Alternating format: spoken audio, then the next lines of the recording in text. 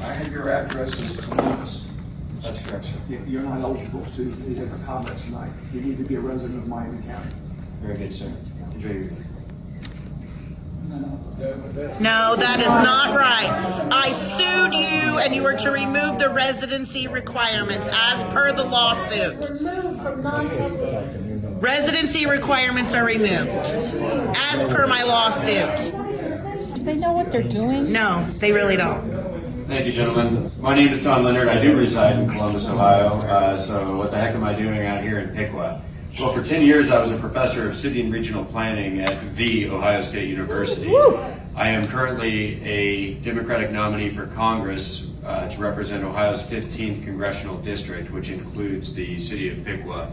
And I have also heard from my residents significant concern about data centers. I'm here to put on my professor nerd hat and talk a little bit about what I understand to be the opportunities and threat posed by these data centers to your fine city.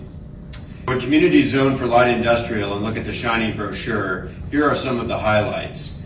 Compared to adding an apartment complex or a residential subdivision, a data center promises dramatic increase in local revenues without needing to add schools, police departments, or the kind of traffic that residential dwellings entail.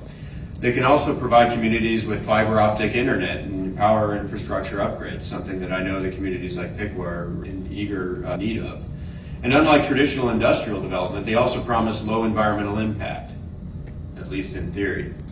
No smokestacks, no hazardous chemicals. But let's dispense with theory and talk about the very real threats that data centers can pose if not properly configured. First, the evaporative cooling systems used by data centers have been found to negatively impact local water systems and generate hidden noise and air pollution. Chemical additives to the water, including descalants and anti-corrosives, can enter the water system in dangerous quantities. The evaporative cooling systems can also lead to dangerous concentration of agricultural chemicals like nitrogen.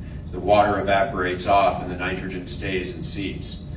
Second, these data centers rely on large-scale diesel backup generators that are not required by the EPA to be filtered for safe use near communities. This is because of their emergency designation, as they are believed to only run for 10 hours per year during testing. Yet the Ohio EPA has no working definition of what emergency means, which means that these diesel generators can run for uncertain amounts of time.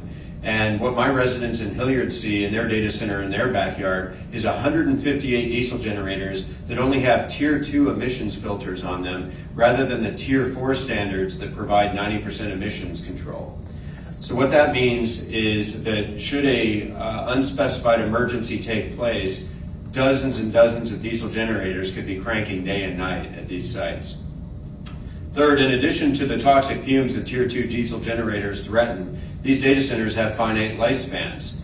As chip technologies rapidly evolve and the U.S. eventually catches up with other countries that are figuring out how to cool these data centers passively by burying them underneath the water, these sprawling industrial sites become not just eyesores, but potential brownfield sites requiring remediation. And I think when we put this in the context of what the community of Piqua has been through with the battery burning, it just really raises a lot of flags about what kind of project we want to take place in these types of industrial zoning configurations.